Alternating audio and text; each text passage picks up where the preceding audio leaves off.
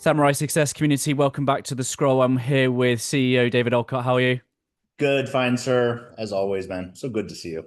Yeah, we've just come fresh off of a call with great friend Travis. How do you feel spending time with that man? Uh, just, I heard some news today I can't share with you. My apologies, but I will tell you that over the last couple of years for that individual client with us, personal friend, um, he has gone through one of the darkest nights of the soul I've seen. And believe me, I've done this a lot. I've seen my own darkness that I've had to go through. And to watch him persevere is so inspiring, brother. There's the Yeah. word. Just so inspiring because I will tell you that we cried and I mean, we verbally cuddled each other over the last couple of years because it was a really dark place. Mm. And, there's this fascinating story about Jim Noble. He was an astronaut for the Apollo 13 and he was flying a fighter flight jet, right? A F-16, I believe, in combat situations. He had just coming back from a mission. He was flying back and he couldn't find his ship. Mm. And I mean, it's an aircraft carrier. How do you not find this? Well, it was pitch black in the middle of the Pacific Ocean. And by the way, if you have never been around the ocean as much as I have, going into the ocean in the middle of the night, one of the largest, deepest oceans in the world, I can't imagine you could know the fear of that, right? So now you're in this multi-million-dollar thing, you're safe, you're in a combat fighter, and you're about to enter the water where all that goes away and all of your safety and all that stuff and all whatever's in that water. And so he's thinking, and he's about to ditch. And all of a sudden, he's flying along this aircraft. He's thinking about ditching. He's going through all his emotional stuff. And I love the way he shares the details of the experience. And all of a sudden, in the middle of all that franticness, his entire cockpit lights shut down. It's shorts, and he sees a spark, and all of a sudden, all the lights go out. So now he can't even read his instruments. So now, how you feeling, right? You're like, I'm already thinking about having to ditch. I'm going in the ocean. It's freezing cold, and whatever other creatures are in there that Yeah. want Yeah. me as lunch or dinner or whatever that's going to be, and his entire system shorts out. For about 15 seconds of freaking out, he said it was the most amazing thing because after his eyes adjusted to all that cockpit light, there was nothing but darkness. In the midst of the darkness, right? He saw this algae, this green algae color thing happening as he looked down and he realized it was the algae being churned up by a very large ship, his ship, the Mm. very ship he'd been looking for. And so he literally Mm. steered his aircraft and followed the green algae being turned up by the turbines of that ship and landed safely so Wow. that he could move on with, oh, just goosebumps, dude. Wow. The point of the story is oftentimes before the lightness can show is when it gets so completely dark. And it's such a great remembrance going through this with him, going through my own life journeys. And I'm hoping as the listeners are hearing this, you have all gone through these life journeys where the things seem the most darkest. If we can really hear what we talk about in the scroll all the time and hear at Samurai Success, is the adventurer that you are, you actually want this. You want to know that darkness because when you can face that darkness and persevere through it, you're unstoppable after that. So just a really cool moment to spend with him and then having the kind of things that are happening because now he's on the other side of it and the momentum is just going the other. So as dark as it got so fast, it's getting back to the light just as quickly. So Yeah. it's a really fun Come adventure. on. Come on. And the chances are that people are finding us for the first time because of his endorsement, because of our Oh, partnership and yes. collaboration. So, welcome to the Breath Source Tribe if you're finding us for the very first time through Travis's referral and recommendation. David, do you have a message for our new friends? Welcome. Just really glad to have you and truly an honor to be able to be part of this tribe that has spent a lifetime building. And I know that individually the breath's the source, if you will, has brought everybody together, this collaborative mindset, this beehive of activity kind of stuff that's going on in the biohacking community, which is definitely going to bring light to the universe. And I'm really excited about it. So welcome. Yeah, I love that. Travis is He's been super passionate about the I Am Studios, the process that I've been going through as well. You know, a little part of me, David, wants to know, was Travis a good student? Did he do his homework? Like, I want to know the answer to that question. So, yeah, I'm going to pass on that question. Travis, I hear you, brother. Yeah. We all have our own journeys. Yeah. You've always got his back. Thank you for that, David. Look, we got to talk. We've got to seriously talk because some of my friends are suffering. Some of my friends are struggling. Some of my heart-centered folks. Some of my nearest and dearest people who are super great at what they do fell out of love working for other people, so they decided to go and set up their own businesses. I was one of those people, super passionate, really good at what you do.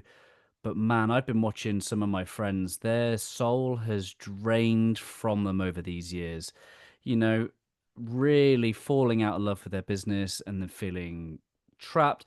Dare I say, some of them have done that post on LinkedIn where they've gone, I'm open to work. I could, market conditions have been less than favorable. And it's a real tragedy because these are some real talented, heart driven people. Oh, David, I'm coming to you today for some wisdom. I know that what you bring with Samurai Success is exactly for people like that. But why do you think good people like that are struggling? So many different things that we go to that really could talk about your individual struggles because you are a unique individual. There's no question about it. You have your own path, but there seems to be some similar principles that we all face. As a matter of fact, I think the community, or maybe you don't know this, but I actually wrote Swords of Illumination for myself because I really wanted to be able to go to one book or two books that's going to eventually come and get all the knowledge that I've learned over the last 30, 40 years.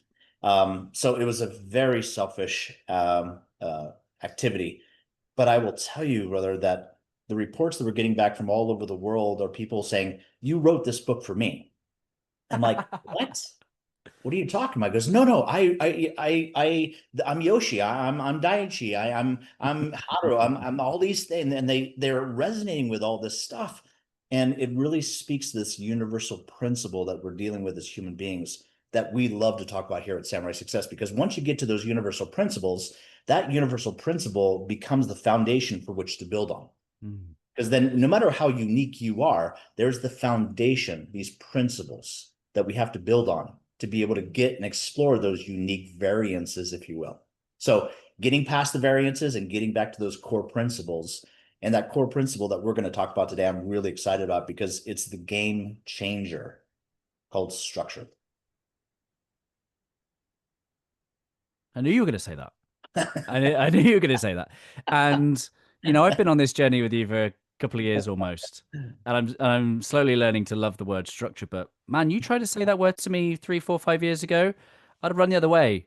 I'd have been like, I don't need no structure. Like that, that to me feels like oppression.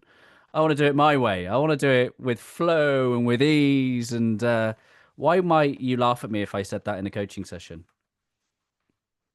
Well, I would gently smile. I think that makes you laugh out loud, at least. Yeah. Because we all face this, and I certainly have faced this, that I was like, what, man, I have so much talent. I have so much things. I'm pretty smart. My work ethic is huge. I can work anybody else on the table. I knew all those things about me. And yet I still wasn't getting to the level of success that I wanted.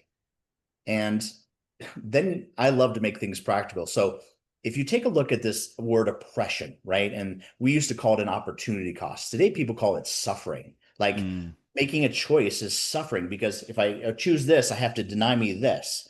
Yes, this is the game and the world you're playing in. So let's just get right down to the facts. Yes, I agree with you. When you are having to choose this or that, then you're going to feel this thing you call meaning. And if that meaning you're giving it is called oppression or sacrifice or suffering or any other term you want to give it that has a negative connotation, you're not going to be really happy with the choices you make either way. Yet, that's the facts of this place. In order to be really, really good at something, you have to select who you say you are and the behaviors that connect to that meaning that all those other behaviors do not fit your identity and you're going to have to give them up. For example, you know the incongruency whenever somebody says, well, you know, you're a good person, and then you do something that most people would call a bad behavior. Well, those two things don't go together. And because they don't go together, they create an inconsistency of consistency.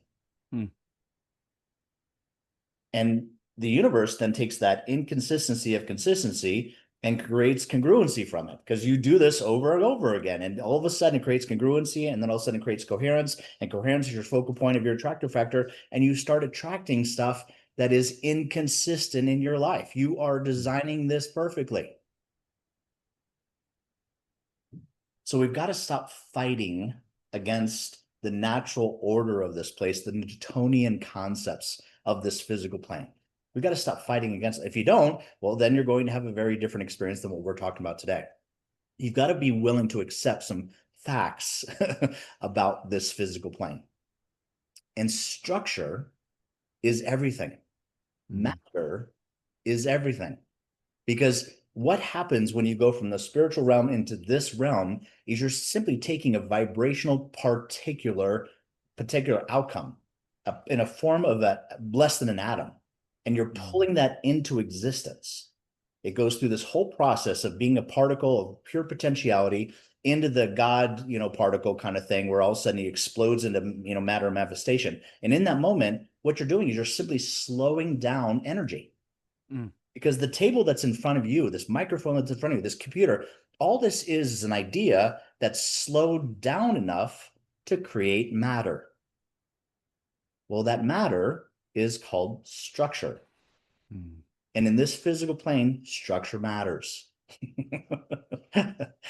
Because that's what we're dealing with. So you have to understand structure is the key to this. Let me give you a different perspective.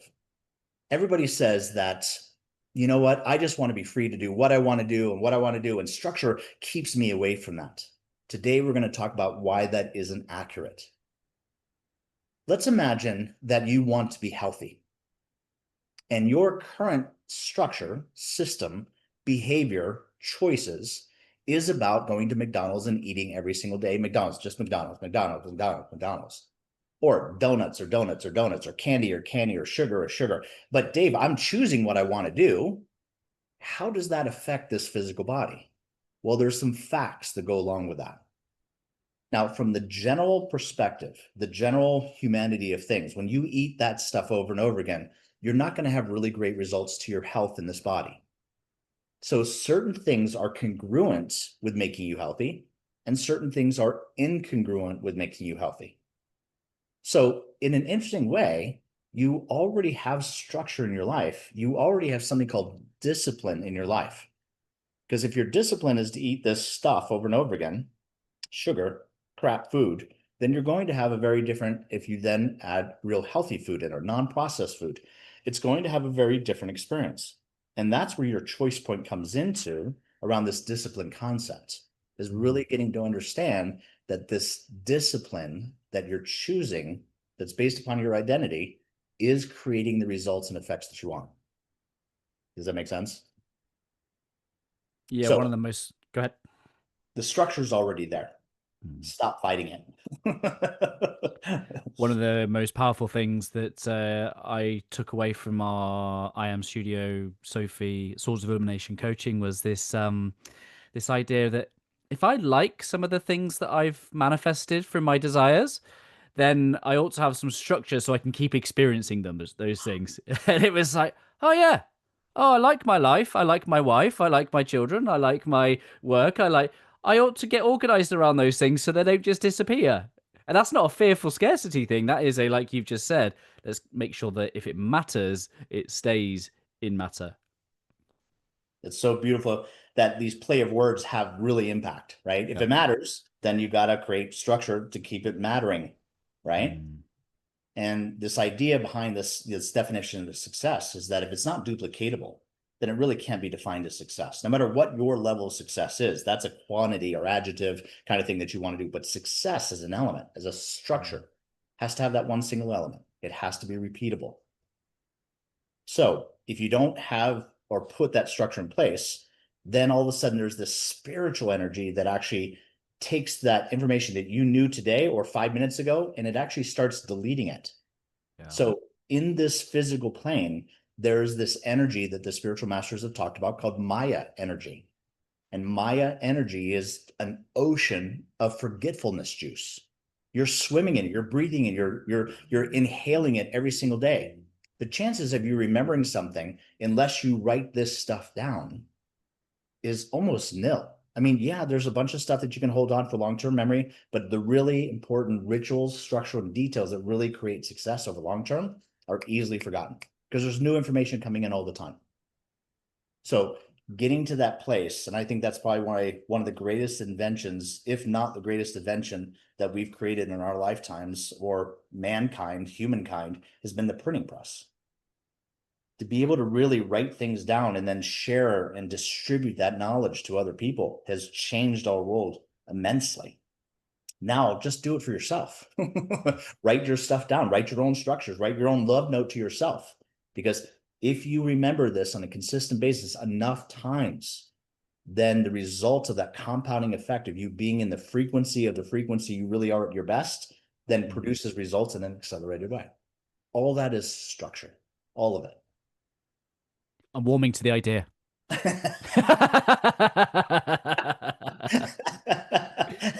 um, I really like the fact that last time round we defined a couple of things. So there's two definitions of success, and along with that came the definition of true business ownership. You know, that freedom in the bit for the business owner.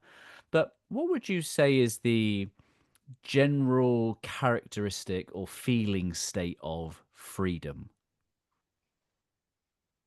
General characteristic of freedom. That's an interesting one. I think the word that comes through me first is this elusive concept, and it is a concept called happiness. I definitely find, as a matter of fact, let's do this. When I find that people are talking about being in love, there's one single characteristic that I find that everybody talks to me about love. It doesn't matter what it is, how they're approaching it, their quality of love, their intensity of love. It always comes down to what's the single characteristics that creates that probability and possibility. And that probability and possibility is one word: being present. Love and presence for me is so interconnected now because I've just heard it over and over again. So the more I can get myself the hell out of the way and be present, like what you and I are doing right now, brother, there's nothing else going on in the world.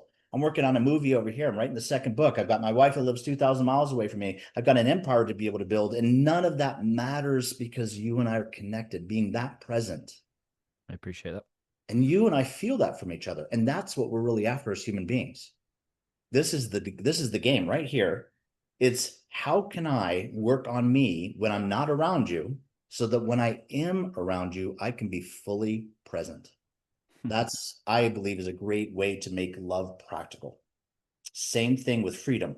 Freedom really comes down to this one word, this elusive concept called happiness. That's what we're all looking for. And by the way, each one of us has a different level of what freedom is and happiness is going to be with that. But exploring that, you have to know who you are to be able to get to those questions.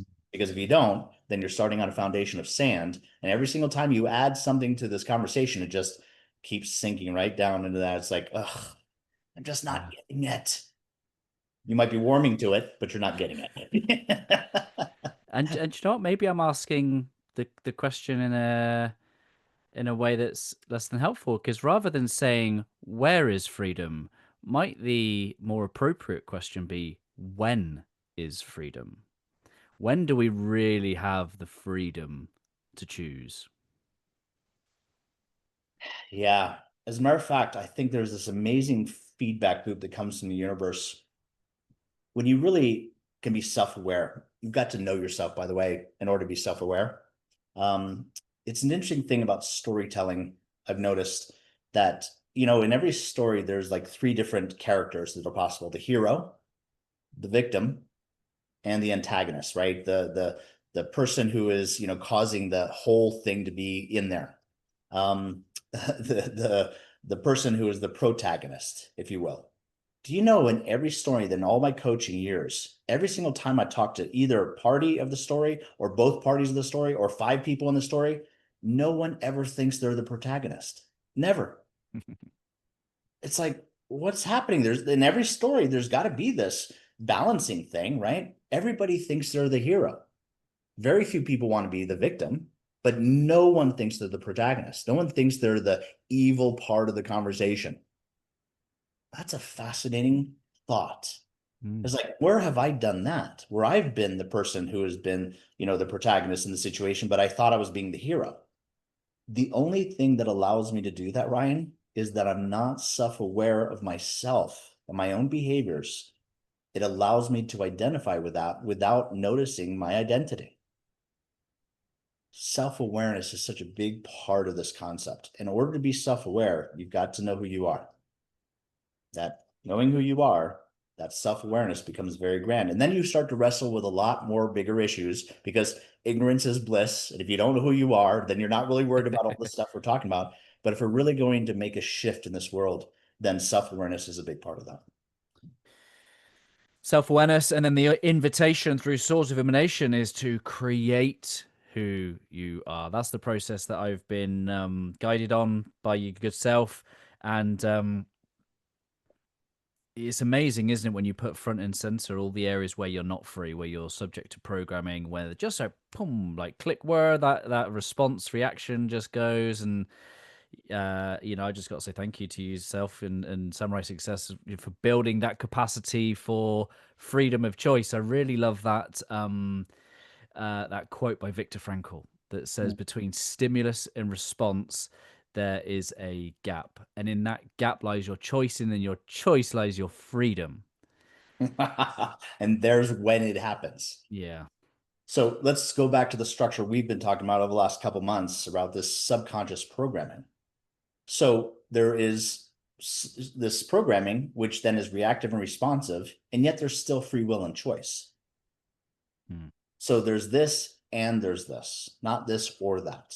And that really changes the whole conversation. So it's my understanding from my own personal experiences and my opinion about this, studying this for all these years, that your real freedom exists in the self-creation of how you're going to choose to respond and react to things later on. So it's in creating the identity that your free will really exists. Once you have then written that down and you program that in there, that free will turns into programming, a reactionary and response mechanism. So there's free will and there's programming, and it's right there between as they meet is that Venn diagram. Right where they meet is where free will really and choice really exist. But beyond that, most people don't even know that they can actually choose to create the life that they're living, their own self-identity. So if you've ever felt like you're living someone else's life, the chances of that statement being very accurate is very high. Because for a big part of my life, my programming came from my parents, church, surroundings, society, all these different stuff. What is it to be a man? What does it to be this? What you are allowed to do this, you're not allowed. And all that was part of the programming that I don't know really fit for me. And I struggled against that. So I was literally living someone else's programming, living someone else's life, because that programming manifests 95% of my life. So if I really want to take control, if you're a control freak like I am, and you really want that, no.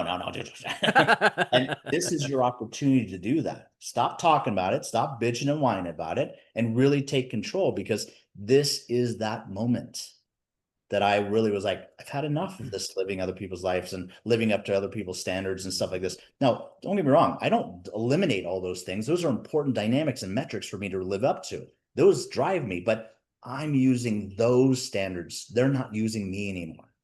And that's the power of that control. Powerful. And one of our previous scrolls, we talked about the two sources, soul and ego. And I wondered, David, can we ever be truly free if the ego is running the show? I think that's a question that's been asked so much over the centuries. And my understanding was, when I first started Advante Adventure, I was like, well, hell, if the soul is so great, why not eliminate the ego and just go with soul? Yeah. Right. And so I went down that path. I will tell you that if you sit around and do breath work and meditate all day long, people are going to show up and take your furniture. So let's think about what the purpose of this physical plane is. And when you realize if it was designed with perfection, which I believe it has been, it's not here to change. We don't need to change it. We need to change our experience of it.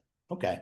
If this place was already created perfectly, which I believe it is, then my job is to figure out how to use this place to be able to do what I've come here to do, which is experience that which I say I am. So my understanding about this isn't just to go to one extreme or the other. It's to integrate both soul and ego. And I will tell you that just being in my soul doesn't give me the intensity around certain things that I really want to experience.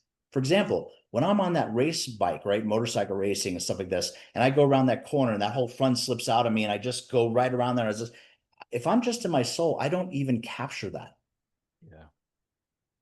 It's not a bad thing to have that moment of, oh, whoa, because it reminds me I'm alive. It reminds me of what I'm doing here. And it gives me that just enough of a reminder that I'm going to go back to a place where my soul dominates. And I'm not going to have this opportunity that my ego creates for me. To tell all your friends in the motorcycle club. Exactly. Yeah. I want to have those experiences. I want to feel that vibrational state. I want to feel that level of intensity. I just want to be able to be at a place where I'm responsible, influencing it, controlling that, if you will, managing it, as opposed to it doing that to me. Because if I go into a movie theater and I allow myself to cry because I'm really just in the movie, right? I'm just watching the movie and I'm like, man, I'm going to, let myself cry or vent a little bit or feel this emotion or feel excitement or really get in there with my ego. Man, that's a great place to do. Because then when I walk out of the movie theater, then I can shut all that stuff down and talk about the great experience. But if I just go in there with just no ego whatsoever, I'm going to have a very different experience of that. So this is this opportunity, this virtual reality, this movie thing that we're in, to be able to really go, you know what? I want to dial that up a little bit. Oh, I want to dial that down a little bit. And I have the ability to do that through my subconscious programming. Love it. David, can you tell me what this is? Oh, the wheel. Yes. This is the Wheel of Balance in Swords of Illumination. Get your copy. This is what it looks like. Love a good hardback. Go get it from Amazon. The link is in the show notes. But David, I think this is a real powerful part of the book, and I would love for you to, with the wheel in mind, maybe describe what freedom through the lens of some of the wheel sections might look like, sound like, feel like, particularly, the type of structure that one might be able to put in when it comes to the health or business or their relationships. Maybe you could bring that to life for us. So the structure is there. And by the way, the wheel isn't something that Samurai Success created. This has been around for a long time, but incorporating is one of the key things to be able to understand, and how structure can really help support accelerating you get to your goals. So the wheel of balance is designed to be able to remind you that there's at least 10 categories that you want to consider in your life. If there's more or there's less, you don't have to use all 10, but whatever ones you choose, they're available for you. And just to kind of articulate into a structured format, so you go, oh, I can start from that and use that process. Great. So business, financial, family relationships, all the different 10 categories. What we don't necessarily do is organize them as a manager. It just says, hey, I just start writing down my goals, and taking those goals and then chunking them into the wheel will start showing you how balanced you are in your life approach or imbalanced you are in your life approach. And I will definitely tell you that not only is there structure there, but balance has a lot to do with feeling a sense of freedom, getting to a sense of happiness when I feel balanced in my life. Because as human beings, I don't know why we do this, as part of our programming, is that we tend to focus on what we don't have as opposed to what we do have. Okay, that's maybe a desire and driving force. Okay, fine. So now it's about taking those 10 categories and putting in goals for each one of those, so that when you know you're reaching those goals, you have a balanced approach, a purpose-driven life. Everybody talks about it. How do you do it? Well, there's this word structure again.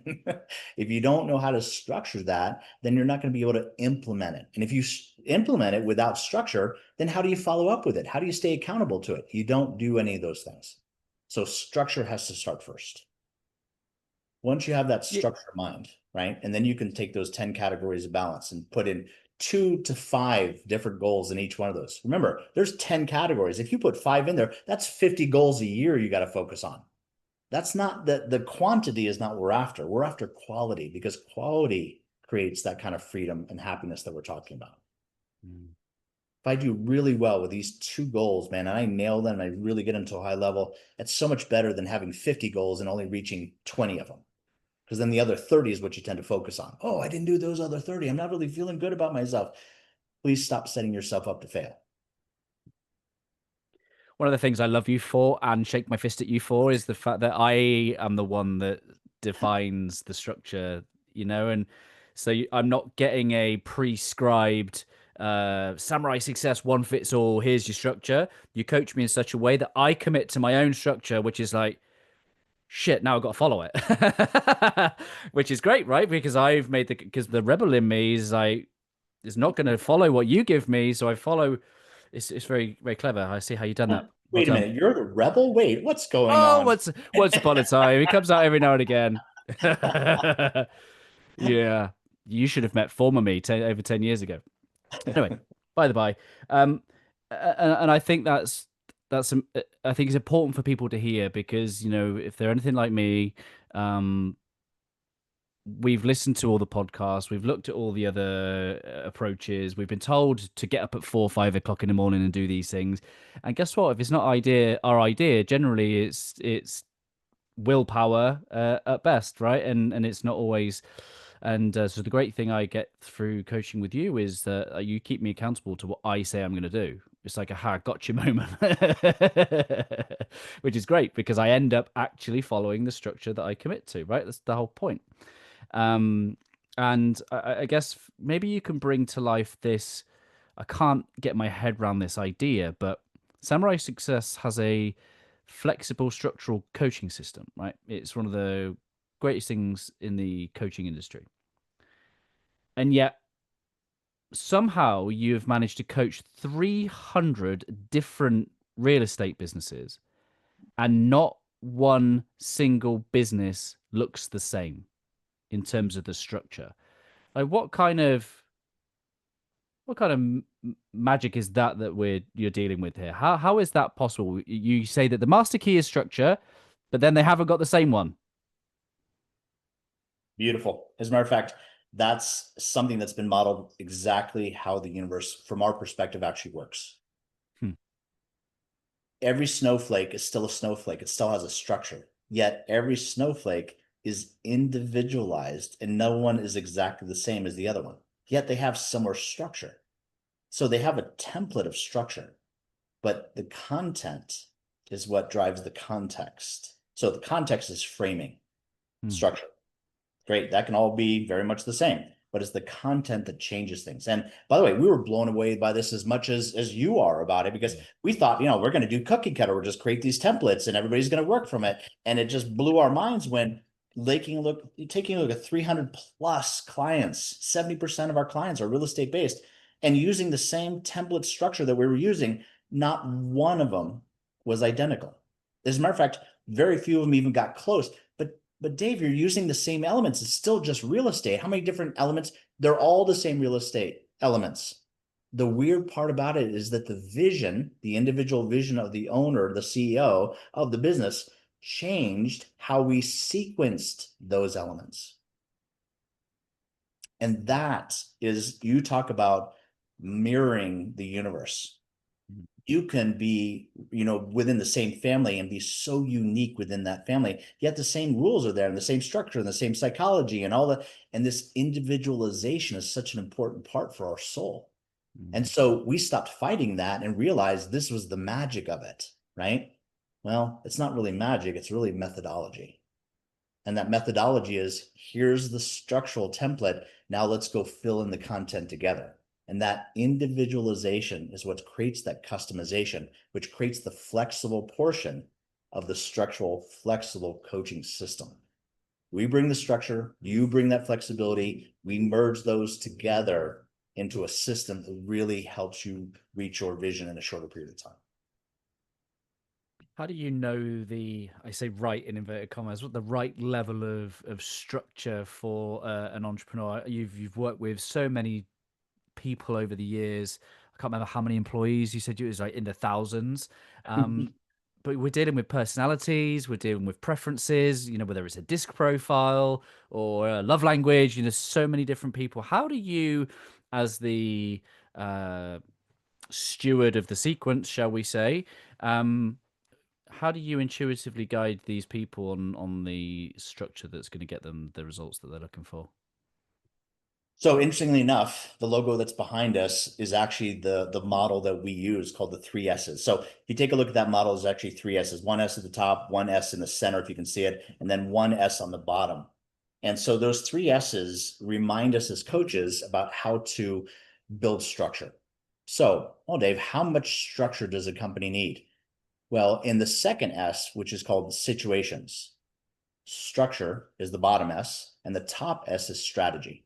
Now, Ryan, every single CEO sits down with us and goes, right, they want to go into strategy right away.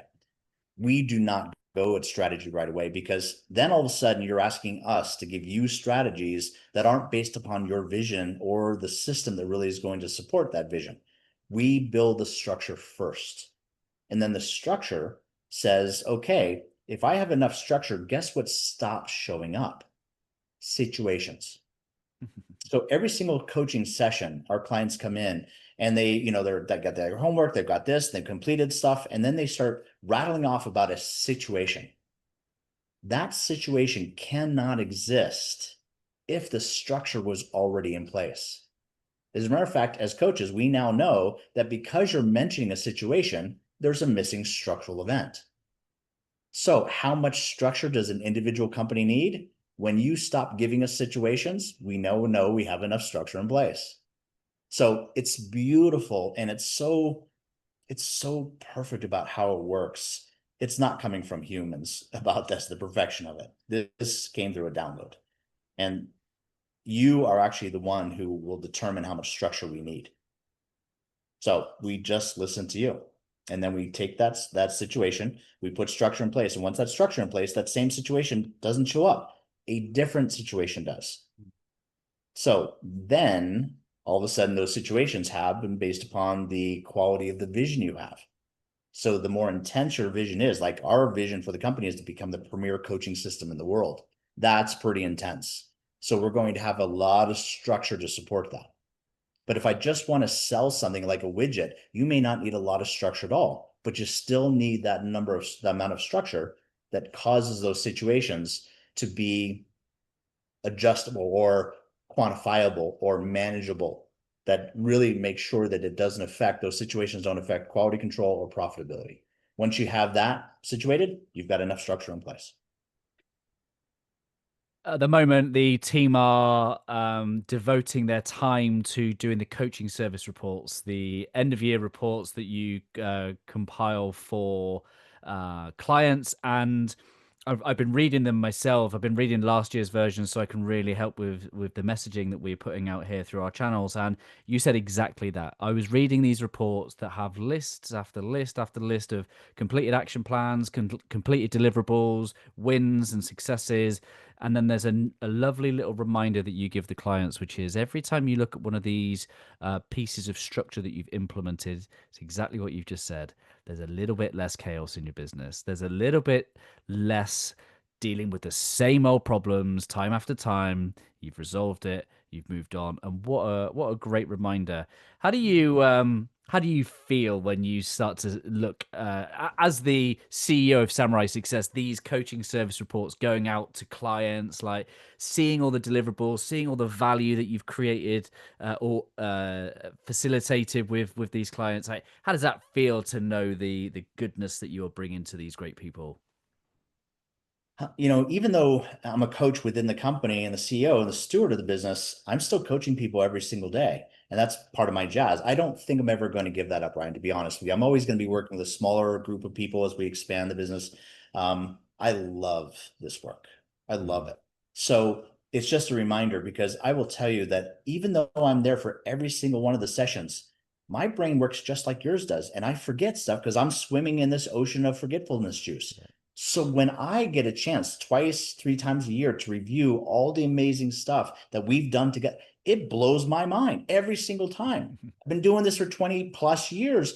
It still blows my mind how much we accomplish. So oftentimes during the year we aren't reaching our financial goals, but we've got all this structure in place, and then all of a sudden, just by coincidence, we start reaching these financial goals, and the next year we reach our financial goals, and then we keep doing this financial, and it's like it becomes effortless. Why? Because you've eliminated the chaos, you've gained more freedom, you're starting to get happy, and when you're happy you attract different things. So this, now you've connected so beautifully, and the beautiful way that you do it is why structure leads to this freedom. Structure equals freedom. Discipline equals freedom. Not a lot of people equate those two things. But as we mentioned earlier, if you don't have the discipline to eat really good food, you're not going to have a healthy body.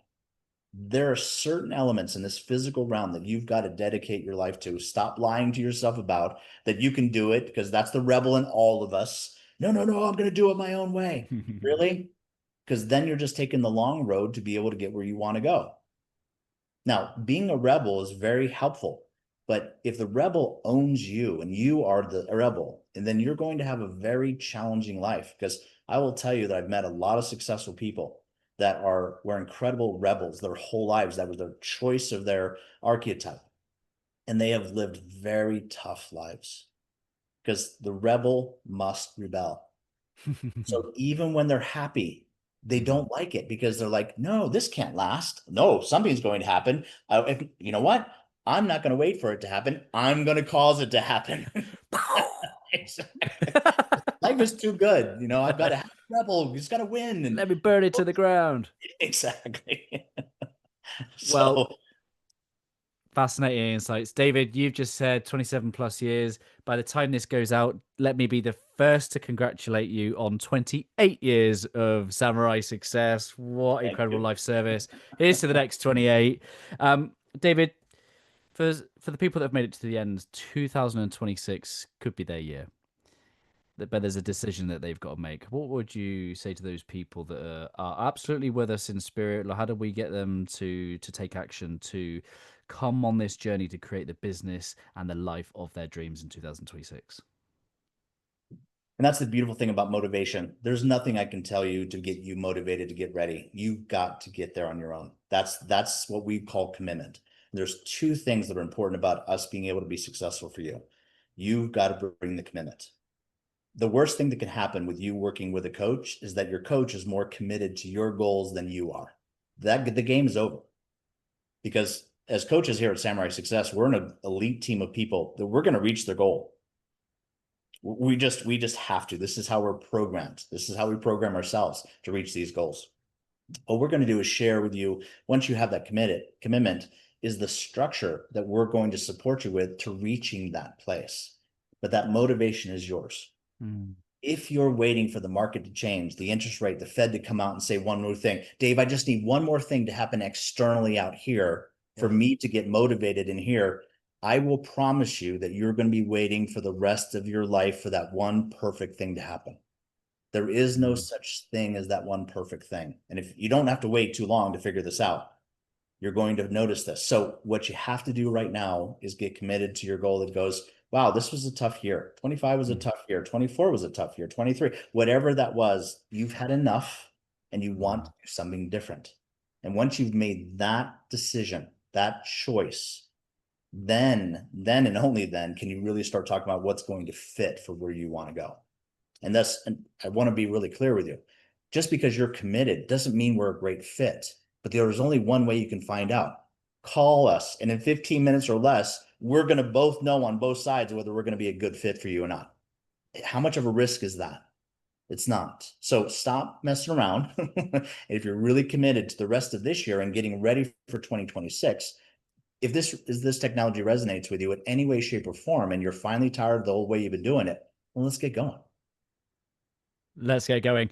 This book is incredibly profound and dangerous because there were 7 words in this book that Oh, changed the trajectory of my life. They changed my destiny. Do you know what those 7 words are? no, sir.